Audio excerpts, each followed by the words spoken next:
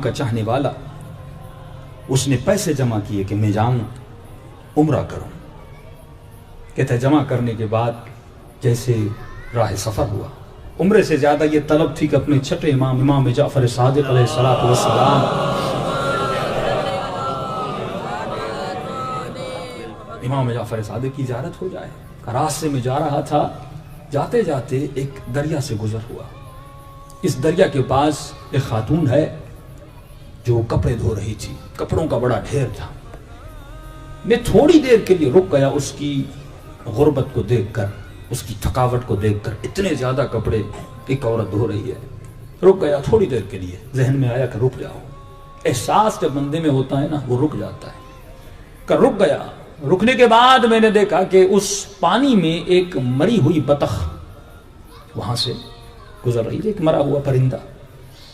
اس خاتون نے دائیں بائیں دیکھا اور اس بطخ کو لیا اور کپڑوں کے نیچے چھپا دیا. اب کہتا ہے مجھ پہ واجب ہوا، مسلم کنٹری ہے اور خاتون ایک مردار کیوں اٹھا رہی ہے؟ سوال کرو نا خود سے، یہ معاشرہ گناہ میں کیوں جا رہا ہے؟ یہ بدبختیوں میں کیوں جا رہا ہے؟ یہ زنا میں مبتلا کیوں ہو رہا ہے؟ اب آؤں گا ان باتوں پہ کہ اگر ہم اپنے گھروں کو ایسا نہ بنائیں، اگر فطرت کو نہ سمجھے، معاشرہ آٹومیٹکلی گناہ میں چلا جاتا ہے. تو تم مسئول ہو اس معاشرے کے گناہ کے لیے، کم از کم اپنی شیعہ سوسائٹی کے لیے تم مسئول ہو. تو کہتا ہے ایک مرتبہ میں اس خاتون کے قریب گیا. میں نے کہا اب مسلمان ہیں؟ کہاں؟ کس کی ماننے والی ہو؟ اس نے کہا محمد مصطفیٰ کی. کہ محمد کے بعد کس کی ماننے والی ہو؟ کہتی ہے کہ علی المرتضیٰ کی. اور اس کے دل میں احساس پیدا ہوا کہ کس قبیلے سے اور کون ہو؟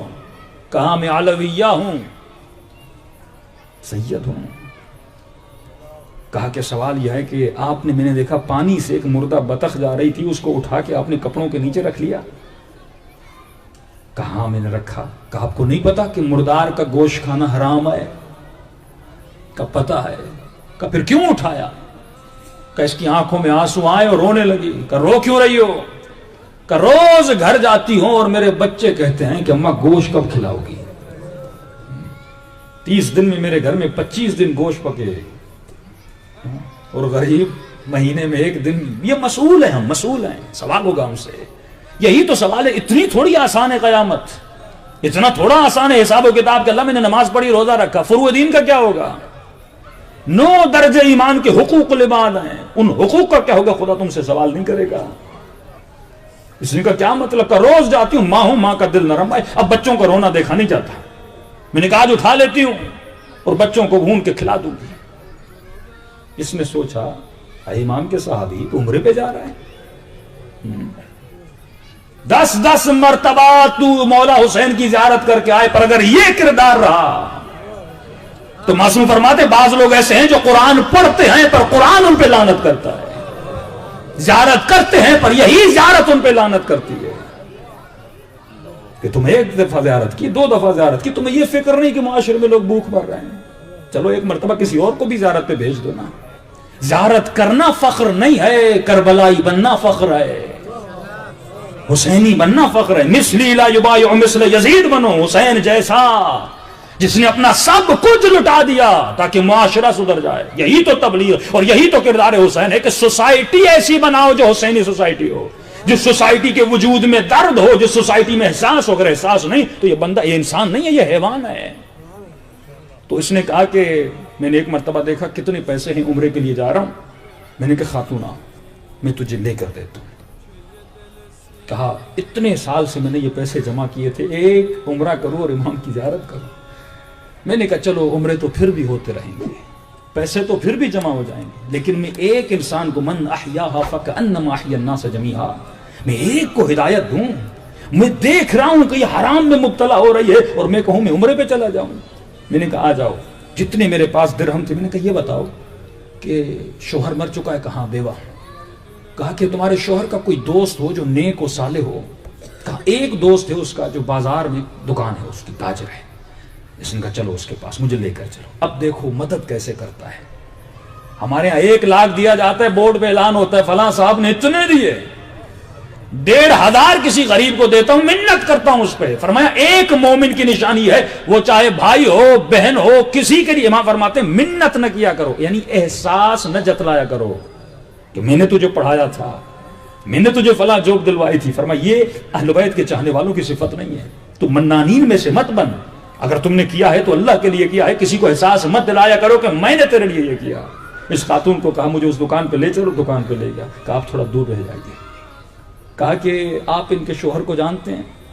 کہا اب دیکھیے یہاں پر مصلحتی جھوٹ, ایک وہ جھوٹ جو ہم مذاق میں بولتے ہیں اور بولتے جاتے ہیں, لیکن اس نے مصلحتی جھوٹ بولا اس کی عزت کو رکھنے کے لیے.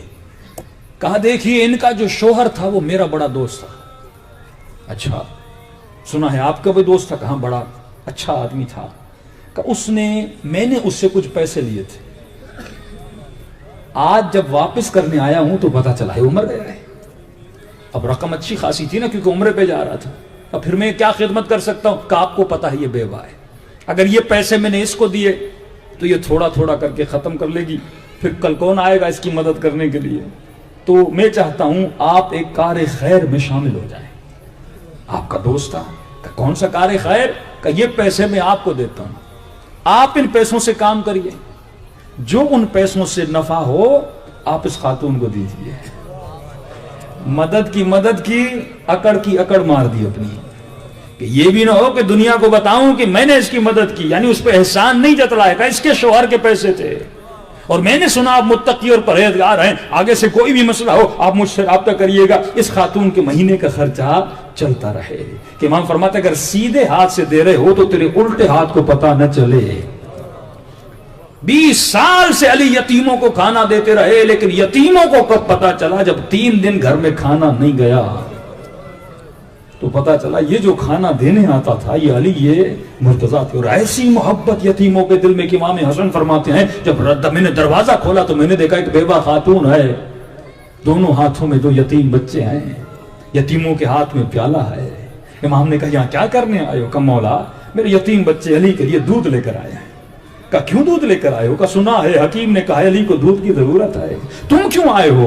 کہا مولا 3 دن تک پتا نہیں تھا کہ علی رات کے اندھیروں میں آتے تھے, آج بچوں کو پتا چلا کہ علی تھے جو رات کے اندھیروں میں دستک دے کر ہمیں غذا دے کر اور کھانا دے کر جاتے تھے. کہا پھر کیا ہوا؟ کہ مولا میرے پاس ایک ہی اونٹنی, اس کا دودھ نکالتی ہوں بیچتی ہوں, اور اسی دودھ بیچنے کے 2 پیسے آتے ہیں اس سے روٹی خریدتی ہوں بچوں کو کھلاتی ہوں. آج جب دودھ نکال لے گئی بچوں میرے قدموں پہ گر گئے کہ اماں آج دودھ نہ نکالنا, بچوں دودھ نہیں نکالوں گی, کیا کھاؤ گے کیا پیو گے؟ رو کر کہنے لگے اماں حکیم نے کہا علی کو دودھ کی ضرورت ہے, بھوکے رہیں گے. یہی یتیم تھے جو بعد میں بڑے ہوئے حسن کے صحابی بنے, یہی یتیم تھے جو بڑے ہوئے حسین کے صحابی بنے. اس طرح امام نے معاشرے سازی کی, اس طرح امام نے معاشرے کی اور ولایت کی بلڈنگوں کو بنایا. تو کہتا ہے کہ میں نے مدد کر کے اور چلا گیا. کئی سالوں کے بعد اللہ نے پھر رزق دیا, اللہ نے پھر مجھے نوازا کہ تم 1-2 خدا 10 دیتا ہے. یہ ایمان ہونا چاہیے انسان کا. رزق دینے سے کم نہیں ہوتا, یہ تو مال ہے دنیا میں رہتا ہے, اصل رزق ابدی ہے کہ جب وہاں جاؤ. امام فرماتے ہیں کچھ لوگ ایسے ہیں جو دنیا میں امیر ہوتے ہیں اور آخرت میں فقیر ہوتے ہیں. کچھ لوگ ایسے ہیں جو دنیا میں فقیر ہوتے ہیں آخرت میں امیر ہوتے ہیں. تو اللہ کو کہیں گے خدایا میرے پاس تو کچھ بھی نہیں. اللہ کہے گا جتنا تو نے وہاں دیا تھا اتنا میں تجھے یہاں دوں گا. تو جیسی سخاوت. اب کہتا ہے کئی سالوں کے بعد مدینے گیا, اور جیسے گیا تو عمرہ کیا, اس کرنے کے بعد اپنے چھٹے امام سے ملنے گیا. جیسے امام کے محلے میں پہنچا تو میں نے دیکھا مولا اپنے اصحاب کے ساتھ اپنے گھر کے دروازے کے باہر کھڑے ہیں. بتایا بھی نہیں تھا کہ مولا میں آ رہا ہوں, دروازے پر کھڑے ہیں. اور جیسے امام نے مجھے دیکھا باہوں کو پھیلائے اور کہا آ جا میرے حاجی, میرے سینے سے لگ جا.